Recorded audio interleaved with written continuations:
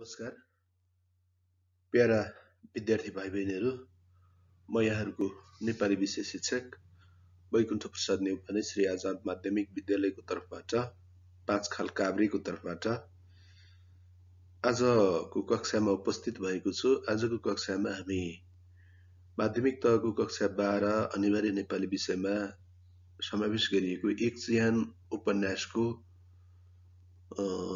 परिच्छेद 23 देखि 31 सम्मको संक्षिप्त विषयवस्तु, उपन्यासको मूल भाव वा सन्देश, पात्रहरूको चरित्र चित्रण, शीर्षकीय सार्थकता र उपन्यासमा प्रयुक्त भाषा शैलीको विषयमा चर्चा गर्नेछौँ। म विद्यार्थी भाइ बहिनीहरूलाई कक्षा क्रियाकलापतर्फ अगाडि बढाउन चाहन्छु, डोर्याउन चाहन्छु।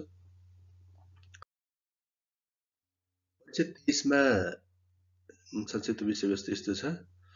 आज खेतको रोपाइँको दिन छ, त्यसैले शिवनारायणका सारा परिवारहरू खुसीका साथ रोपाइँमा संलग्न भएका छन्। उनीहरूका स्वर्गीय बाबु अष्टनारायण रोपाइँको दिनलाई जीवनको प्रतिष्ठा र आत्मा आह्वान गरेको दिन सम्झन्थे। त्यसैले रोपाइँको दिनमा खुसियाली प्रकट नगर्नु, खिन्न हुनु भनेको बाबुको पनि आत्मालाई आघात पुर्याउनु हो भन्ने ठानेर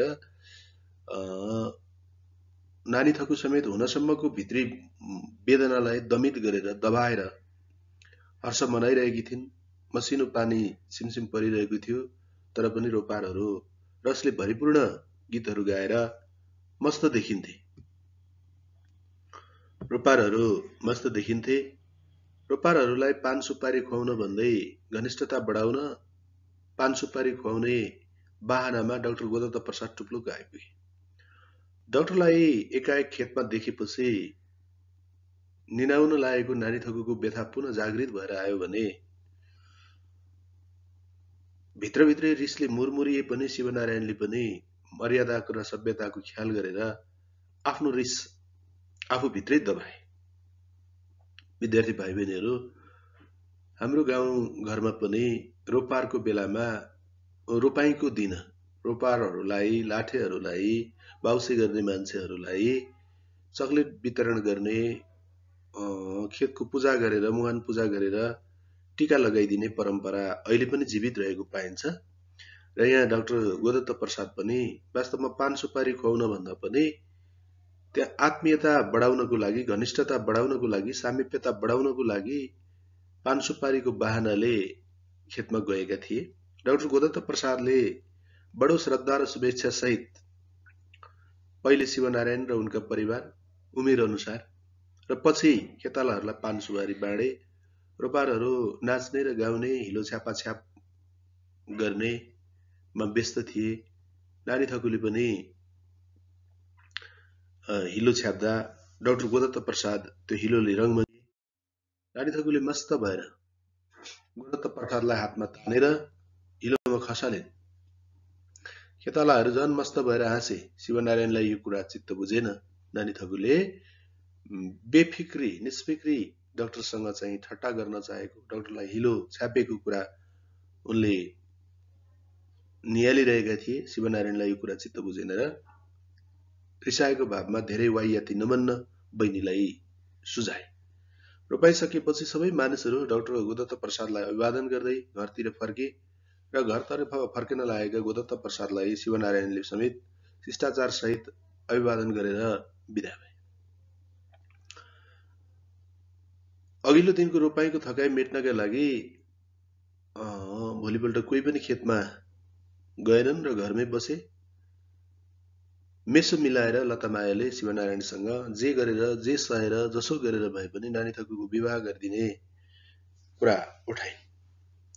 शिवनारायणले आमाको कुरामा सहमति जनाउँदै डाक्टर गोदत्त प्रसादको ज्यादै डर भएको कुरा पनि राखे। शिवनारायणको परिवार प्रगतिशील परिवार भएको हुनाले, उनीहरू प्रगतिशील विचार राख्ने परिवार भएको हुनाले कोही पनि माग्न नआउने, नङ्खेका लागि तयार नहुने, फोनै गरेर नै जाओस् विवाह गरिदिँदा हलुका भइने डर भएको, बाको इच्छा अनुसार नानी थकुले आफै रोजेर जाने अनुमति दिए। यो डाक्टरसँग जाने, गोदत्त प्रसादसँग जानेर हुनसम्मको दुःख पाउने देखिएको कुरा शिवनारायणले आमासँग बताए। लतामायाले रामबहादुर मार्फत सुब्बा सुरमानले हात थाप्न ज्यान थापेको कुरा शिवनारायणलाई सुनाइन् र जवाफमा शिवनारायणले वासनाका निम्ति सुब्बा सुरमानले वासनाका निम्ति बिहे गर्न खोजेको हुनाले त्यस्ता बेकुबलाई छोरी दिनुहुने कुरा, बहिनी नदिने कुरा, दिन नहुने कुरा व्यक्त गरे। राजै हुनेछन् भने पनि नदिने भनेर लतामायाको प्रस्तावलाई अस्वीकार गरेर शिवनारायणले आमालाई फेरि पनि सम्झाउँदै आफूले सुख पाउने आशमा छोरी चेलीलाई बेच्नु हुँदैन भन्ने विचार प्रस्तुत गरे। आफू जस्तै प्रगतिशील मानिसलाई आह्वान गरेर नानीथकुको विवाह गरिदिने विचार शिवनारायणले आमासँग सुनाए। आमा छोराको गन्थन चलिरहँदाखेरि सुब्बा सुरमानका कारिन्दा रामबहादुर टुप्लुक्क आइपुगे र उनले शिवनारायणलाई घरमै भेट्न पाउनु भाग्य भएको भन्दै रोपाईँको बेला भएकोले केही समस्या भए सहयोग गर्न सुब्बा साहबले पठाएको भनेर बहाना बनाए। शिवनारायणले सुब्बा साहबको दिललाई धन्यवाद दिँदै रोपाईँ हिजो नै सकिएको र यसपालि पोहोरको बाँकी तिरो पनि तिर्न सकिने आश भएको कुरा बताए। अब बिस्तारै रामबहादुरले आफू प्रवेश गरेको विषयको पोको फुकाउँदै सुब्बा साहबका लागि नानी थकुको कुरा पक्का गर्न आएको बताए। यो सुनेर शिवनारायणले तपाईको प्रस्ताव आफूहरूलाई मन्जुर नभएको भन्ने जवाफ फर्काए। रामबहादुरले धम्कीको भाषामा शिवनारायणलाई तिमीहरूले सुब्बा साहबको अपमान गरिरहेका छौ, सानो मुखले ठुलो कुरा गरेको भनेर असन्तुष्टि पनि व्यक्त गरे। शिवनारायणले रामबहादुरलाई बडो शिष्टाचारसँग रामबहादुरजी मुख सम्हालेर बोल्नुहोस्, सुब्बा साहबसँग जोरी खोज्दा पछुताउनु नपरोस् भनेर फेरि पनि रामबहादुरले शिवनारायणलाई धम्काए। शिवनारायणले आक्रोशित हुँदै किसानको छोरा चाहिँ केही होइन, यिनीहरूमा मनुष्यताको भाव हुँदैन भन्दै रामबहादुरलाई सम्झाउने प्रयत्न गरे। रामबहादुरले व्यङ्ग्यको भावमा किसान राजा, सम्राट, देवता, परमात्मा हुन् भनेर चाहिँ जवाफ दिए। किसानलाई होच्याएकोमा शिवनारायणलाई नमज्जा लाग्यो र उनले किसानलाई नहोच्याउन आग्रह गर्दै किसान अन्नदाता हो, समाज र देशलाई पाल्ने, संसारलाई रगत दिएर जीवन दिने त्यागी र तपस्वी जाति, पसिनाको परिश्रम र बलिदानको नातामा किसान संसारको सबभन्दा ठूलो मानिस हो भन्ने जवाफ फर्काए। यहाँ शिवनारायण मार्फत किसान जसले खेती गर्दछ, अन्न उब्जाउँछ, त्यो कर्मयोगी किसानको महत्त्व र महिमाको वर्णन गरेका छन्। आफू मात्रै बाँच्दैन किसान, अरूलाई पनि बचाउँछ, सिङ्गो समाज र देशलाई पाल्छ, संसारलाई आफ्नो रगत दिएर जीवन दिन्छ। किसान त्यागी हो, तपस्वी हो, पसिना र बलिदानको चाहिँ नातामा किसान संसारको सबैभन्दा उत्कृष्ट मानिस हो। किसानकै परिश्रममा, किसानकै बलिदानमा यो संसार अडिएको भाव शिवनारायणले व्यक्त गरे। अब पनि बोलिरहेछ नसहनै भन्दै रामबहादुरले यसरी धम्काउँदाखेरि शिवनारायणले धम्की नदेखाउनुहोस्, समय र किसानमा आएको जागृति पहिचान गर्नुहोस् भनेर रामबहादुरलाई चाहिँ सुझाव दिए। रामबहादुरले फेरि नानी थकु सुब्बा साहबलाई नदिने नै हो भनी धम्कीकै भाषामा सोधे। शिवनारायणले जवाफमा यस्तो लवज, यस्तो आवाज ननिकाल्नुहोस्, अब पनि निकाल्नुभयो भने राम्रो हुँदैन भनेर चेतावनी दिए। यता कुराको वचनको ठाकठुक सुनेर घरका सबै मान्छे जम्मा भए। शिवनारायण र रामबहादुर बीचको चाहिँ कुराकानी बढ्दै गएको, आवाज ठुलो चर्को चर्को स्वर भएको, वचनमा चाहिँ भनाभन भएको जस्तो भएपछि परिवारका सबै सदस्यहरू जम्मा हुन थालेर रामबहादुरले इमान्दार बाबुको वचन ख्याल गर्न आग्रह गरे। शिवनारायणले जवाफमा आफ्नो बाबु स्वाभिमानी भएको हुनाले त्यस्तो अनुचित मन्जुरी दिएको कुरा आफू विश्वास गर्न नसक्ने र यदि बाबु अष्टनारायणले वचन नै दिएको भए पनि त्यो वचन आफ्ना लागि अस्वीकार्य हुने, नानी थकुले स्वयंले रोजेर जान चाहेको भए पनि नमान्ने कुरा रामबहादुरले बताए। शिवनारायणलाई सम्झाउने भाषामा तिमीहरूको भविष्य जोडिन्छ, सन्तानको भविष्य जोडिन्छ, त्यसैले विचार गर भनेर आग्रह गर्दा शिवनारायण आक्रोशित हुँदै रामबहादुरको गर्दन न्याच्च पार्दै भन्साले के भन्न चाहन्छस् भनेर गर्दन समातेर उसलाई चाहिँ थचारे।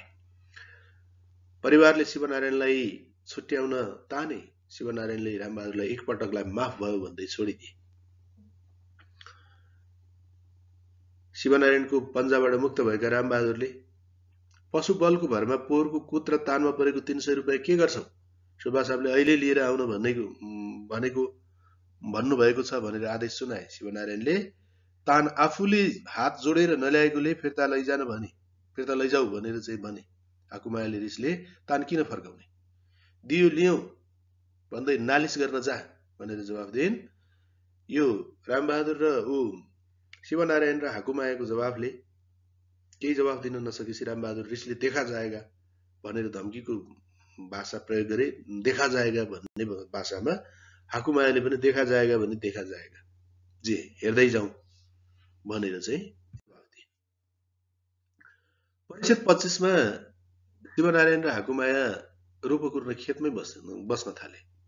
नानी थकु र पुननारायणको श्रीमती चाहिँ घर फर्किने, उनीहरू चाहिँ खेतमै हालेको छाप्रोमा बस्न थाले। शिवनारायण र हाकुमाया श्रीमान श्रीमती भएको हुनाले उनीहरूका बीच केही समय स्वाभाविक रूपमा चाहिँ माया प्रेम हाँसो ठट्टा चल्यो। खेतमा गाईबस्तु आएर चरेको थाहा पाएर रिसले शिवनारायणले वस्तुलाई कुट्न थाले र यसरी कुट्दा हाकुमायाले आफ्नो लोग्नेलाई सम्झाउँदै समातेर भोलि बिहान थानामा बुझाइदिने सल्लाह दिए। ख्यालठट्टा गरेकै कारणले बाली बचाउन सकेको भन्दै दुवैजना सुतेर भोलिपल्ट शिवनारायणले ती गाईबस्तुहरू लगेर थानामा बुझाए। परिषद 26 मा रोपाई समयमै सकिए पनि घर मर्मत गर्न नसकेको उहाँ घर भत्किहाल्ला भन्ने भएकाले उनीहरूलाई वर्षौंदेखि डर लागेको थियो। वर्षा आउने बित्तिकै घर भत्किन्छ भन्ने भित्र डर थियो। लतामायाले आफ्नो छोरो पुननारायणलाई खाइ नखाइ गरेर भए पनि एउटा घर जसरी पनि बनाऊ बाबु सकेसम्म भनेर चाहिँ आग्रह गर्दा पुननारायणले आमालाई सकेसम्म कोसिस गर्ने बताए। लतामायाले आफू बुढो भएकोले हर्षनारायण र नानी थकुको विवाह हेरेर मर्न पाए हुन्थ्यो भन्ने इच्छा व्यक्त गर्दै यी दुवैको विवाहको चाँजो पाँजो मिलाउन पनि आग्रह गरिन्। आमाको आग्रह, आमाको अनुरोध, आमाको आशंकालाई मेटाउँदै हर्षनारायणले खुवाउने पाल्ने तागत नभएकोले आफ्नो बिहेको हतार नभएको, घर बनेको र बिहे भएको सबै हेर्न पाउनुहुन्छ भन्दै लतामायालाई सान्त्वना दिए। नानी थकुलाई बेलुकीको समय थियो। नानी थकुलाई कसैले बोलाए जस्तो लाग्यो, कोही कसैको प्रतीक्षामा बसिरहेको जस्तो लाग्यो। खाना खाएर चुठेर झ्यालबाट निहालेर यसो बाटोमा हेरिन्। एउटा धमिलो आकृति देखियो। नानी थकुले सबै क्रियाकलाप कसैलाई थाहा थिएन। नानी थकुको सबै क्रियाकलाप कसैलाई थाहा थिएन। डाक्टर गोदत्त प्रसाद टुप्लुक आइपुगे।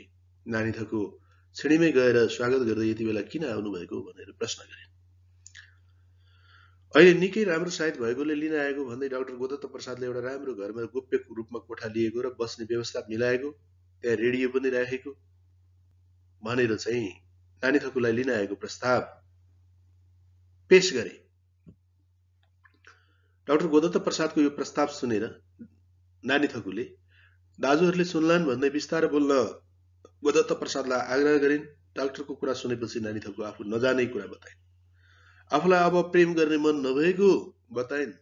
डाक्टरलाई जिद्दी नगर्न आग्रह गरिन्। डाक्टर गोदत्त प्रसादले नानी थकुलाई सम्झाउँदै परिवार छोड्नु पर्दा दिगदारी भएको हो, यो दिगदारी एकैछिनमा हटेर जान्छ, मन रसाउन थाल्छ भन्दै फकाउन थाले। नानी थकुले आफू अब स्वास्नी मान्छेको कलङ्किनी बन्न नचाहेको, जिन्दगी बेच्न नचाहने, नारीत्वको महत्त्व बुझेको, नारीत्व गिराउन नचाहेको बताइन्।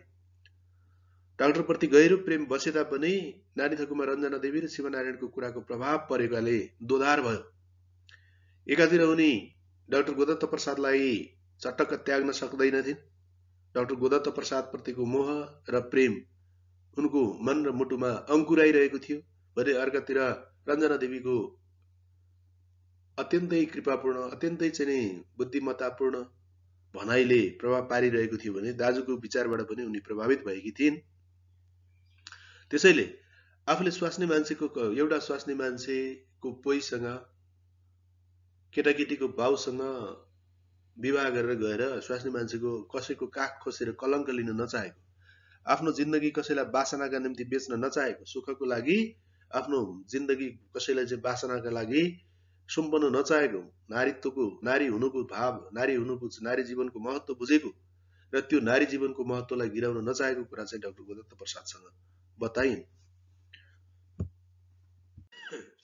बाहिर मोटर समेत लिएर आएकोले शुभ सायदमा ढिला नगर्न भन्दै डाक्टर गोदत्त प्रसादले नानी थकुलाई पाखुरामा तान्दै आग्रह गरे। तर जवाफमा नानी थकुले भोलि पर्सि विचार गरौँला भन्दै टार्न खोजे। डाक्टर गोदत्त प्रसादले नानी थकुलाई सम्झाउँदै प्रेममा विचार नगरिने आफै हुने, ग्रहण गरिने प्रेम प्राप्त गर्नु नै सुख र जीवन हो। प्रेम त्याग्न खोज्दा मात्र विचार गर्नुपर्छ। प्रेम आफै हुन्छ, प्रेम गर्दा विचार गरिँदैन र प्रेम प्राप्त गर्नु नै सुख र जीवन हो, त्यसो सफलता हो। प्रेम त्याग्न खोज्दा मात्रै मान्छेले विचार गर्नुपर्छ भनेर नानी थकुलाई फकाए। नानी थकुले घर मन लिएर आफू जाँदै नजाने दाजु तल आउन आँटेको बताउँदै झमेला बिहोर्नु पर्ने भएकोले तपाईँ चाँडै फर्कनुहोस् भनेर आग्रह गरेर डाक्टर गोदत्त प्रसाद अमिलो मन लिएर खिन्न मन लिएर रित्तो हात फर्किए। अब परिच्छेद 27 मा हर्षनारायणको आज एकाएक उसको अनुहार र हावभावमा परिवर्तन आएको देखिएको छ। उज्यालो अनुहार देखेर लतामायाले आफ्नो कान्छो छोराको खुसीको कारण सोध्न चाहे। हर्षनारायणले हाँस्दै अलिअलि लजाउँदै अब आफूले बिहे गर्न लागेको बताए। त्यसो जवाफमा आमाले लतामायाले प्रेमको महत्त्व दर्शाउँदै सम्पत्ति, विद्या, इलम, रूप, यौवन खोज्नु प्रेम नभएको र दिलभित्र दिल मिलेको खोज्नु प्रेम भएको कुरा लतामायाले बताइन्। हर्षनारायणले आफूलाई बिग्रै मनपर्ने र उसले पनि मन पराउने भएकाले बिहे गर्न रहर लागेको कुरा आमासँग बताएर मन परेको भए ल्याउनु, तर ल्याउनु भन्दा अगाडि एकपटक दाजुहरूलाई पनि चाहिँ सोधेर अनुमति लिऊ भनेर सल्लाह दिइन्। यहाँ लतामायाका माध्यमबाट हृदयचन्द्र सिंह प्रधानले, लेखकले, उपन्यासकारले प्रेमलाई परिभाषित गरेका छन्। वास्तवमा कतिपय मान्छेहरू वासनाका निम्ति, सम्पत्तिका निम्ति, विद्या, इलम, रूप, यौवनका लागि मान्छेको खोजी गर्दछन्, श्रीमतीको खोजी गर्दछन्, आइमाईको चयन गर्दछन्। कतिपय मानिसहरू यो अज्ञानताले गर्दाखेरि, भ्रमले गर्दाखेरि यस्तो पछि लाग्दछ। तर वास्तवमा धन सम्पत्तिका लागि, कति पढेको छ भनेर विद्याका लागि, के जानेको छ इलम भनेर सिपका लागि, रूप कस्तो छ यौवन खोज्नु त्यो प्रेम होइन, त्यो त वासना हो। तर दिलभित्र दिल मिलेको खोज्नु, एउटाले अर्कोलाई स्वीकार्नु, मनदेखि नै, दिलदेखि नै मन पराउनु, दिलले नै स्वागत गर्नु, दिल मिलाउनु, त्यो प्रेम हो भनेर चाहिँ प्रेमलाई आदर्श प्रेमको चाहिँ रूप परिभाषित गरे। लतामायाले कसकी छोरी हो भनेर सोद्धा हर्षनारायणले माइला तामाङकी छोरी भएको कुरा बताउँदाखेरि लतामाया खुसी प्रकट गर्दै तिम्रा बा अष्टनारायणको पनि यही चाहना थियो, दुई जात र दुई सम्प्रदायमा सम्बन्ध राख्न चाहेका थिए, साम्प्रदायिक एकताबाट देशको उन्नति हुने विचार बाबुको रहेको बताउँदै दाजुहरू पनि खुसी हुने कुरा बताए। वास्तवमा नेपाल बहुजातीय, बहुभाषिक, बहुसांस्कृतिक, बहुभाषिक विविधताले युक्त मुलुक हो। यो नै नेपालको राष्ट्रिय पहिचान हो। विविधतामा एकता, अनेकतामा एकता, विविधतामा सहिष्णुता नेपालको राष्ट्रिय पहिचान हो। यदि हामीले नेपालका यी विभिन्न जाति, हिमाल, पहाड र तराईको संस्कृति बीच साम्प्रदायिक एकता कायम गर्न सकेनौं भने देशको उन्नति हुन सक्दैन। राष्ट्रिय एकता अखण्ड रहन सक्दैन, राष्ट्रिय एकता कमजोर हुन्छ। त्यसैले साम्प्रदायिक एकता कायम गरे भने मात्रै सामाजिक सद्भाव कायम हुन सक्छ, शान्ति कायम हुन सक्छ र त्यसबाट देशको उन्नति हुन सक्ने आदर्श विचारलाई यहाँ प्रस्तुत गरिएको छ। बेलुकी पूर्णनारायण एकाएक खेतमा आएको देखेर शिवनारायण डराए, हताश भए। उनको मनमा आशंका पैदा भयो र भाइको आगमनको कारण सोधे। जवाफमा पूर्णनारायणले हर्षले दुलै भेट्टाएछ, भोलि नै ल्याओस् भन्ने आमाको चाहना भएकोले बोलाउन आएको भनी पूर्णनारायणले भन्दा शिवनारायण खुसी भए। शिवनारायणले कसकी छोरी कहाँ को केटी भेट्टाएछ भनेर गरेको प्रश्नको उत्तरमा पूर्णनारायणले तामाङकी छोरी भएको भन्ने जवाब दिएको हुनाले आफ्नै घरमा नेवार पर्वते र मधेसी 3 जाति र संस्कृति मिलाएर नेपाललाई अझ सुन्दर र विशाल बनाउनु पर्ने आफ्नो जाति र संस्कृति प्रेमले भरिपूर्ण विचार व्यक्त गर्दै भोलि नै दुलै भित्र्याएर आफ्नो छाप्रोलाई स्वर्ग बनाउन भोलि बिहानै घर आउने कुरा बताए। वास्तवमा नेपालका अलग अलग भूगोलमा अलग अलग जातिका मानिसहरू, अलग अलग संस्कृतिका मानिसहरू बसोबास गर्दछन्। उपत्यकामा नेवारहरूको बाहुल्यता रहेको छ। पहाडमा पर्वतेहरू क्षेत्रीय बाहुन, तामाङ, मगर लगायतका बाहुल्यता छ। मधेसमा मधेसी मानिसहरू बसोबास गर्छन्। यी विभिन्न मानिसहरूको जाति र संस्कृति मिसाइयो भने नेपाल अझै सुन्दर र विशाल बनाउन सकिन्छ। यदि यी 3वटा जाति र संस्कृति बीच, यी अलग अलग भूगोलका संस्कृति बीच सांस्कृतिक एकता कायम गर्न सकिएन, जातीय एकता कायम गर्न सकिएन भने यसले राष्ट्रिय एकतालाई कमजोर बनाउँछ र स्खलित बनाउँछ भन्ने यहाँ उत्कृष्ट विचार व्यक्त गरिएको छ। परिषद 28 मा घर चर्केको, मर्केको, पानी चुहिएको भए तापनि आज शिवनारायणको घरमा असीम आनन्द र उमङ्गले जुवारी खेलिरहेको छ। नववधुलाई स्वागत गर्न उत्सुक भइरहेको देखिन्छ। दुलहीलाई ल्याउने समय बेलुकी निदो भयो। घर गर्ने, कुल थाम्ने, समाज फलाउने, सृष्टि हँसाउने तथा हर्षनारायणको जिन्दगी रसाएर सामाजिक परम्परा फुलाउने एउटा जिम्मेवार कुलवधु लक्ष्मी भित्रिने भएकोले स्वागत सत्कार सहित हुनुपर्छ भन्ने महिलाहरूको मतमाथि शिवनारायणले विरोध जनाए।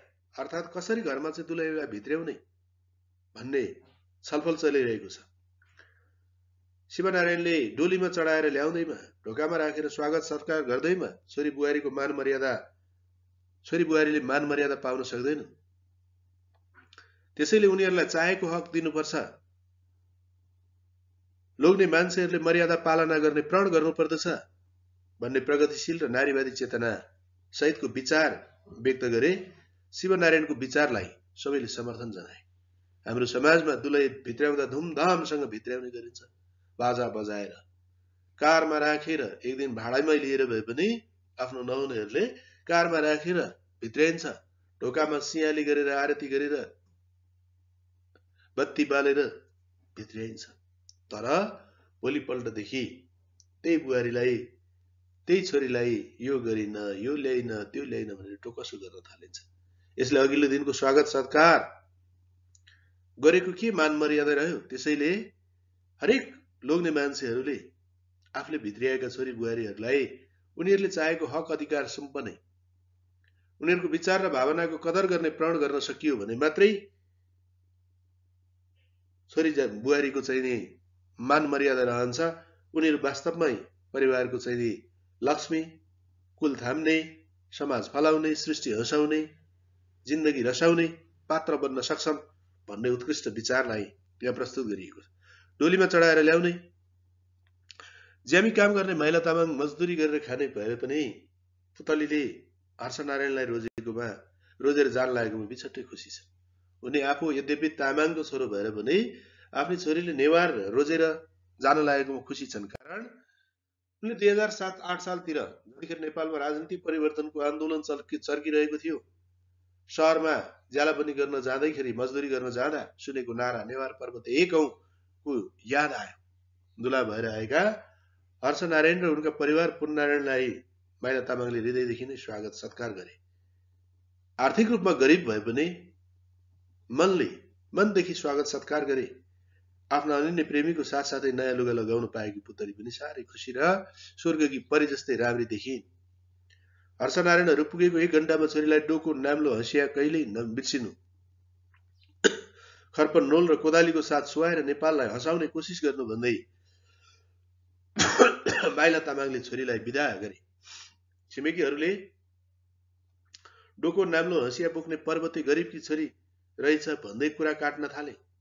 शिवनारायणले भाइको बिहे गरिब भए पनि 10 रुपियाँ सापट लिएर दुलै भित्र्याएपछि भोज खुवाउने प्रबन्ध गरेका थिए र सबै खुसी देखेर पुतली पनि प्रभावित भए।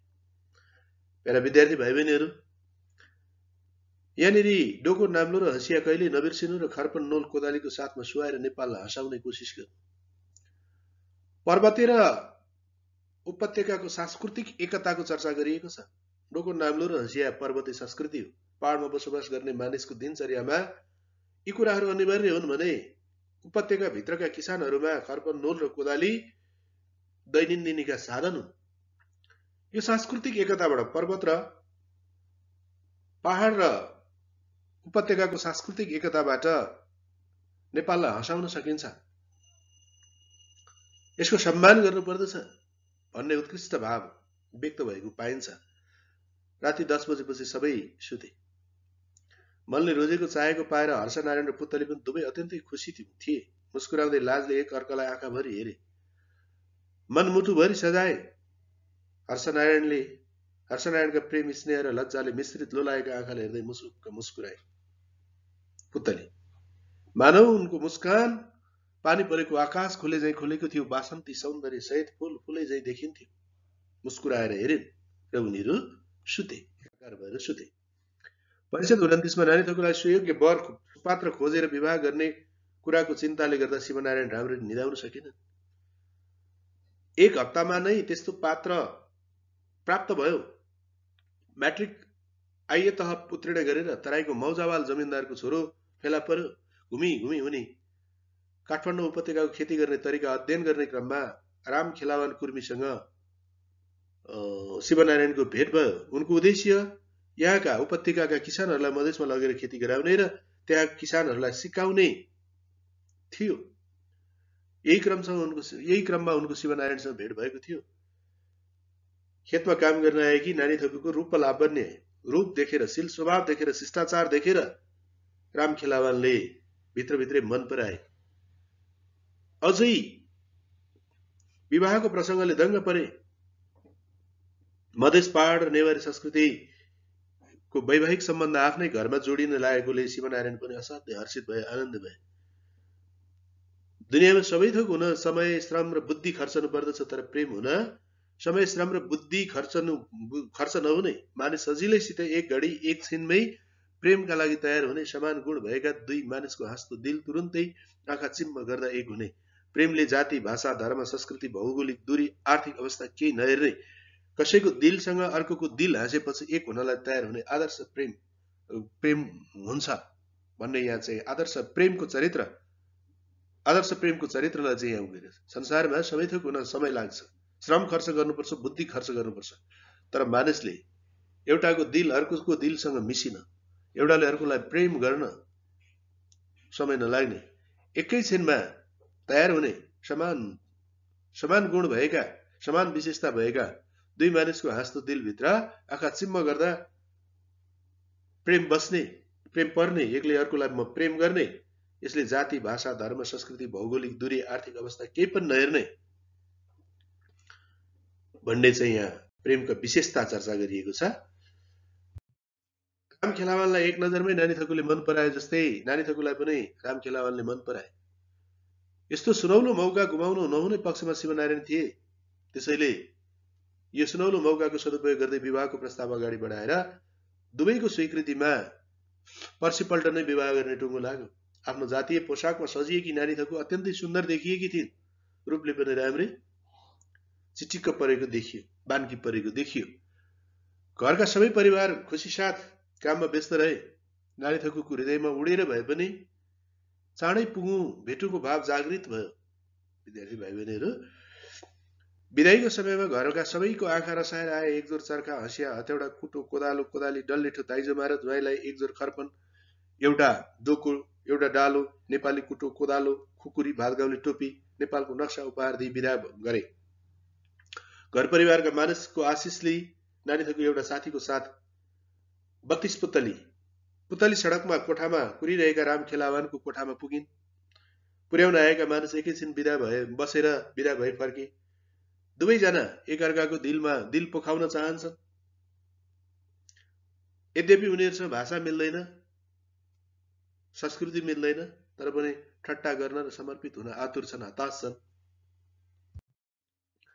भदौरे झरीमा रुच्दै शिवनारायण ठट्टाको भावमा हाकुमायालाई किसानले अल्छी गर्नु नहुने, आराम गर्नु नहुने, शरीरमा एक थुपा रगत रहेसम्म पसिनाको रूपमा माटोमा चढाउनु पर्ने विचार व्यक्त गरे। किसानले अल्छी गर्यो भने संसारको गति रोकिन्छ। शरीरमा एक थुपा रगत रहे पनि पसिनाको रूपमा त्यसलाई पसिना बनाएर माटोमा चढाउनु पर्ने उत्कृष्ट विचार व्यक्त गरे। खेतमा झारो खेल्न जाने कुरा गरे हाकुमाले जति काम गरे पनि जति फलाउन सके पनि खाने बेला पेटभरि खान पाइएन भन्ने गुनासो गर्दा हाकुमालाई सम्झाउँदै हाकुमाको निराश अनुहारलाई चाहिँ सम्झाउँदै सान्त्वना दिँदै शिवनारायणले किसानले आफूले खान नपाए पनि संसारलाई खुवाउन पाएकोमा गौरव गर्नुपर्ने विचार व्यक्त गरे। धान राम्रो भए अलिकति बेचेर सिनेमा हेर्न लैजान हाकुमायाले पति शिवनारायणलाई आग्रह गरे। घरमा कसैले पनि सिनेमा हेर्न नपाएकोले आफूले अवश्य लाने कुरा शिवनारायणले प्रतिबद्धता व्यक्त गरे। केटाकेटीले बाबुआमासँग पेटभरि 2 छाक भात खाने प्रस्ताव राखे। आफ्ना छोराछोरी आफ्नै कोखबाट जन्मिएका लाला बालालाई समेत पेटभरि 2 छाक भात खुवाउन नपाएकोमा, सधैँ रोटी र पिठो खुवाउनु परेकोमा त्यो दुःखद अवस्था सम्झँदाखेरि हाकुमायाका आँखामा आँसु छचल्कियो। हाकुमायाले छोराछोरीलाई सान्त्वना दिँदै हुन्छ बाबु, धान राम्रो भयो भने तिमीहरूलाई पनि पेटभरि भात खुवाउला, 2 छाकै भात खुवाउला भनेर प्रतिबद्धता व्यक्त गरे। पानीमा रुजेरै भए पनि उनीहरू धानको झारो खेल्न व्यस्त रहे। बेसरी पानी पर्दा छाप्रोमा ओत लाग्थे भने पानी अलि कम हुँदा फेरि खेतबारीमा पुगिहाल्थे। पानी निरन्तर परिरह्यो। हाकुमाया भान्साको काममा लागिन्। भोगाएका केटाकेटीले भातको पर्खाइमा कुरिरहे। शिवनारायण अनेक मिठा मिठा कल्पनाको लोकमा उनको लड्डु घिउसित खाइरहेका थिए। धान हेरेर अब यसपटक राम्रो उत्पादन हुने भयो, सबै कुराहरू चाहिँ व्यवस्थापन गर्छु भन्ने कल्पना उनको मनमा आइरहेको थियो। पानी लगातार परिरह्यो। 3 दिनदेखिको झरीले खोलाको बहाव बढ्दै गएको थियो। किनाराका खेतहरू कटान गर्दै विष्णुमतीले बगाउन थालेको थियो। खेत पानीले छापियो, खेत नदेखिने भयो। गाई भैँसी बगाएर ल्याएको देखियो। बढ्दै आएको बाढीले शिवनारायणको छाप्रोलाई समेत घेर्यो। विष्णुमती र खेतको साथ छुट्याउन नसक्ने भयो। शिवनारायण चिन्तित भए। बाढीले उनीहरू बसेको छाप्रो बगाउन थाल्यो। शिवनारायण हाकुमाया र 2वटा छोराछोरी एउटै अँगालोमा बेरिए, एउटै डल्लो भई बगेर बेपत्ता भए। उता घर भत्किएर, घरले थिचिएर घरमा भएका सबै परिवारको मृत्यु भयो। गरिब भएकाले 2011 सालको झरीमा, भदौरे झरीमा बाढीले बगाएर मर्नेहरूको नाम लिस्टमा अष्टनारायणको परिवारको, शिवनारायणको परिवारको नाम कतै मृतकको नाममा उनीहरूको नाम भेटिन सकेन। भोलिपल्ट घरको भग्नावशेषबाट बाँकी मृत परिवारको लास निकालियो। बाढीले पाखा लगाएका शिवनारायण, हाकुमाया र छोराछोरीको बेवारिसी लासको जिम्मा लिने मानिस भेटिएन। अरूको घर बनाउने ज्यामी पुननारायण आज आफ्नै घरले थिचिएर मरे। यसरी हृदयचन्द्र सिंह प्रधानद्वारा लेखिएको एक चिहान उपन्यासको संक्षिप्त विषयवस्तु यही अन्त्य हुन्छ। विद्यार्थी भाइ बहिनीहरू, अब हामी यो उपन्यासको मूल भाग वा सन्देशमा केन्द्रित भएर छलफल गर्छौं। आदर्शोन्मुख सामाजिक यथार्थवादी तथा प्रगतिवादी धारामा आधारित रहेको यस उपन्यासमा सामाजिक मूल्य, मान्यता, परम्परा, प्रथा र परम्पराका नाममा रहेका अन्धविश्वास र रूढिवादी परम्परा चिन्तनहरूको चाहिँ विरोध गरिएको छ, आवाज उठाइएको छ। समाज सुधारको चाहना व्यक्त गरिएको छ। श्रमको महत्त्वको चर्चा गरिएको छ। नारीत्वको महत्त्वको चर्चा गरिएको छ। वर्गीयता, आर्थिक असमानता, समाजमा व्याप्त शोषण, दमन र उत्पीडनको विरोध गरिएको छ। नेपाली समाजमा रहेको शोषणको जीवन्त चित्रण गरिएको छ। यहाँ रामबहादुर र सुब्बा सुरमान मार्फत, डाक्टर गोदत्त प्रसाद मार्फत धनी मानी व्यक्तिहरूले, बाठाटाठाहरूले कसरी गरिबलाई सताउँछन्, कसरी आफ्नो स्वार्थको जालमा गरिबहरूलाई पार्दछन् भन्ने कुरा प्रस्तुत गरिएको छ। र पढे लेखेका मानिसहरूमा डाक्टर गोदत्त प्रसादलाई चरित्र बनाएर, पात्र बनाएर देखिँदै गएको पैसामुखी चरित्रको विरोध गरिएको छ। र अष्टनारायण तथा उनका छोरा शिवनारायण मार्फत स्वावलम्बी र स्वाभिमानी चरित्र निर्माणमा जोड दिइएको छ। यस उपन्यास मार्फत जातीय, धार्मिक, भौगोलिक, भाषिक तथा सामाजिक सांस्कृतिक एकता मार्फत राष्ट्रिय एकता बलियो हुने, राष्ट्रिय अखण्डता कायम गर्न सकिने धारणा व्यक्त गर्दै सम्पूर्ण मानिसहरूमा राष्ट्रिय एकताप्रति सजग र सचेत रहन, जातीय, धार्मिक, सांस्कृतिक, भाषिक, भौगोलिक एकताप्रति सजग र सचेत रहन आह्वान गरिएको छ भने अनमेल विवाहको विरोध गरिएको छ, वासनात्मक प्रेमको विरोध गरिएको छ। यहाँ सुब्बा सुरमानले नानी थकु 57 वर्षीय सुब्बा सुरमानले 17 वर्षीय नानी थकुको हात थाप्न पठाउनु, 3वटा छोराछोरीको बाबु, तिल चामल भएको चाहिँ कपाल हुन लागेको डाक्टर गोदत्त प्रसादले 17 वर्षीय नानी थकुप्रति गिद्धे दृष्टि राख्नु, त्यो वासनात्मक प्रेम हो। यस्तो वासनात्मक प्रेमको विरोध गरिएको छ र दाइजो संस्कृतिको विरोध गरिएको छ। गरिब किसान तथा सर्ववर्गका मानिसहरूको कष्टकर दैनन्दिनी प्रस्तुत गरिएको छ। उनीहरूको मार्मिक र कारुणिक जीवनको चाहिँ जीवन्त चित्रण गरिएको छ। गरिबीकै कारणले अष्टनारायणको मरेको लास 4-6 घण्टासम्म पनि चाहिँ आँगनमा त्यसै लडाएर राख्नु परेको छ। दाह संस्कारको चाँजो पाँजो गर्न सकिएको छैन। मरेको लास घरमा मान्छे मरिसकेपछि दाह संस्कारका लागि अरूसँग हात पसार्नु पर्ने व्यवस्था र बाध्यताको यहाँ चित्रण गरिएको छ। र अन्तमा मधेस उपत्यका र पहाडी संस्कृतिको एकता सहितको आदर्श समाज निर्माणको परिकल्पना गर्दै यो उपन्यास टुङ्गिएको छ। यसरी यो उपन्यास सामाजिक यथार्थवादी उपन्यासका रूपमा स्थापित भएको छ। आउनुहोस् विद्यार्थी भाइ बहिनीहरू, अब पात्रको चरित्र चित्रण गरौँ हामी। अष्टनारायण, यस उपन्यासको प्रमुख पात्र अष्टनारायण काठमाडौँको परिश्रमी, स्वावलम्बी, स्वाभिमानी किसान हो, ज्यापु हो। ऊ परिवारको मूली थकाली पनि हो। शिवनारायण, पुननारायण, हर्षनारायण र नारी थकुको पिता, लतमायाको पति। अन्धविश्वास र रूढिवादी परम्पराको विरोध गर्ने, क्रान्तिकारी तथा प्रगतिशील चेतना भएको, व्यावहारिक तथा अनुभवी, शोषण र गरिबीले थिलथिलिएको, वृद्ध, रोगी र जीर्ण शरीर भएको, शङ्कालु तथा मानव मनोवृत्ति पहिचान गर्न सक्ने, परिवारको भविष्यप्रति चिन्तित, सामाजिक सुधारको चाहना राख्ने सुधारवादी पात्रको रूपमा अष्टनारायणको चरित्र चित्रण गर्न सकिन्छ। लतामाया, अष्टनारायणको श्रीमती, कर्तव्यपरायण पत्नी, कुशल गृहिणी, अरूलाई सजिलै विश्वास गर्ने, परिवारको चिन्ता गर्ने जिम्मेवार आमा, सुख र सम्पत्तिप्रति आसक्ति राख्ने नारी चरित्रको रूपमा चाहिँ लतामायालाई लिन सकिन्छ। शिवनारायण, अष्टनारायण तथा लतामायाको जेठो छोरो, हाकुमायाको पति, उपन्यासको प्रमुख पुरुष पात्र, परिश्रमी, स्वावलम्बी र स्वाभिमानी कृषक, इमान्दार तथा वचनबद्ध जिम्मेवार अभिभावक, हक्की, अन्याय सहन नसक्ने, शङ्कालु, आशावादी, आत्मनिर्भर, प्रगतिवादी चेतना भएको, कुरीति र कुसंस्कार, सामन्ती प्रथाको विरोधी, सामाजिक न्याय र समतामूलक समाज निर्माणको चाहना राख्ने, शोषण र दमन विरुद्ध आवाज उठाउने जागरुक र सचेत किसान, जिम्मेवार पति, जिम्मेवार अभिभावक, जिम्मेवार दाजु, पिता तथा छोरोको रूपमा शिवनारायणको भूमिका रहेको छ। पुण्यनारायण सहायक पुरुष पात्र हो। अष्टनारायणको माइलो छोरो, शिवनारायणको भाइ, सुन्तलीको पति, पेशामा सिकर्मी पेशामा लागेको, इमान्दार, परिश्रमी, लगनशील, स्वाभिमानी, माता पिताप्रति श्रद्धा गर्ने, कर्तव्यपरायण छोरो, प्रगतिशील चेतना भएको। हर्षनारायण, अष्टनारायणको कान्छो छोरो, ज्यामी र मजदुरी गर्ने, आर्थिक अवस्था कमजोर भएको, निम्न मध्यमवर्गीय पात्र, सहयोगी, पुतलीको प्रेमी र पति, प्रगतिशील चेतनायुक्त। नानी थकु, अष्टनारायण र लतामायाकी छोरी, अल्लारे, 17 वर्षीय वैशालु नव यौवन, अशिक्षित भए पनि शिष्टाचारको ख्याल गर्न जान्ने, बाबुप्रति चिन्तित, अदूरदर्शी, असफल प्रेमी, परपुरुषको प्रेमाकर्षण र भूल भुलैयामा परि विवाहित पुरुषसँग प्रेम रसमा डुबुल्की मार्न चाहने, दाजु शिवनारायण र रञ्जना देवीको विचारबाट प्रभावित भई प्रेम, नारी अस्मिता र मूल्यको बारेमा सचेत हुने, डाक्टरको वासनात्मक प्रेमको जालबाट उम्कन सफल, गतिशील पात्र। सामाजिक तथा भौगोलिक एकता र सामाजिक सांस्कृतिक परिवर्तनका लागि लेखकले उपयोग गरिएको सत्पात्र।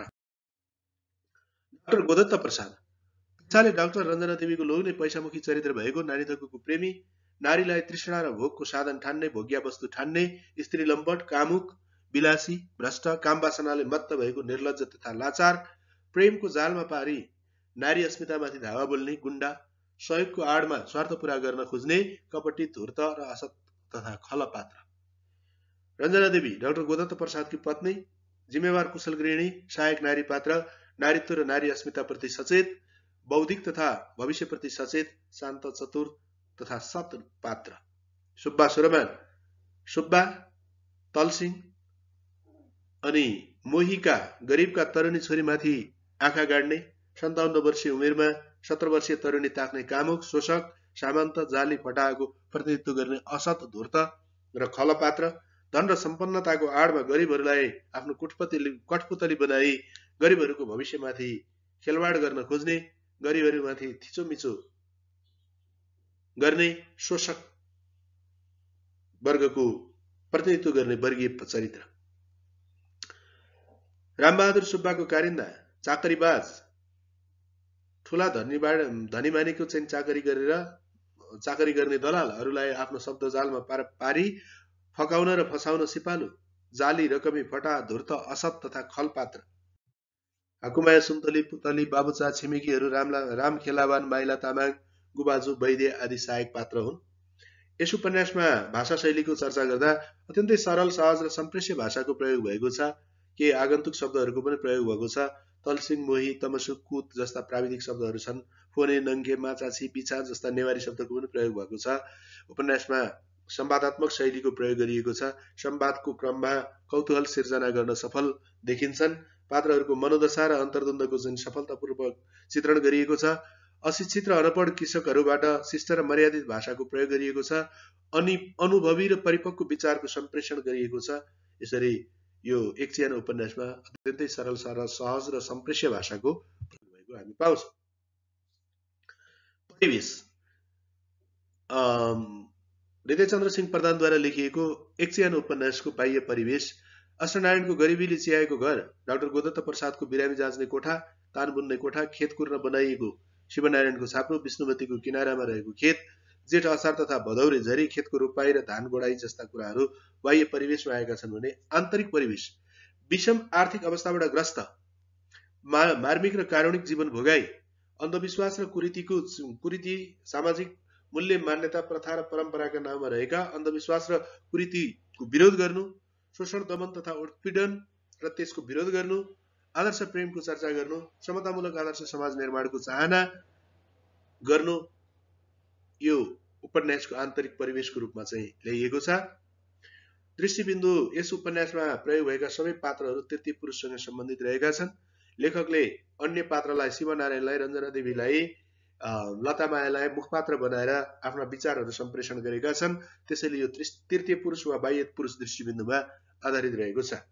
शीर्षकीय सार्थकता अष्टनारायणद्वारा लेखिएको यस उपन्यासको शीर्षक एक चिहान राखेको छ। एक संख्यावाचक विशेषण र चिहान नामपद रहेको छ।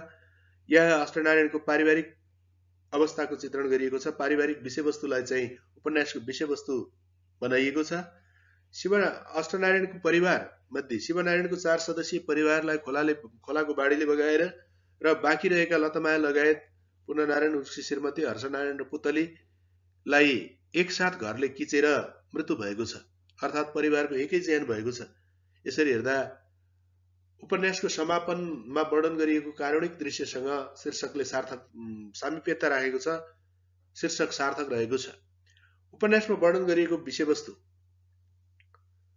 र उपन्यासका पात्रहरूको एकैसाथ विषयवस्तु र पात्रहरूको सबै पात्रहरूको एकैसाथ अवसान गराइएकोले उपन्यासको शीर्षक सार्थक छ। शीर्षक र विषयवस्तु बीच समापन बीच तादात्म्यता रहेकोले यो उपन्यासको शीर्षक सार्थक रहेको हामी पाउँछौँ। विद्यार्थी भाइ बहिनीहरू, यहाँलाई यो आजको कक्षा, आजको क्रियाकलाप उपयुक्त लागेमा लाइक, शेयर र सब्स्क्राइब गरी नेपाल अधिराज्यभरि अध्ययन गर्ने कक्षा 12 का विद्यार्थी भाइ बहिनीहरू समक्ष पुर्याउनको लागि आग्रह गर्दै जहाँ रहनुहुन्छ स्वस्थ, मस्त र व्यस्त रहनुहोस्। धन्यवाद। नमस्कार।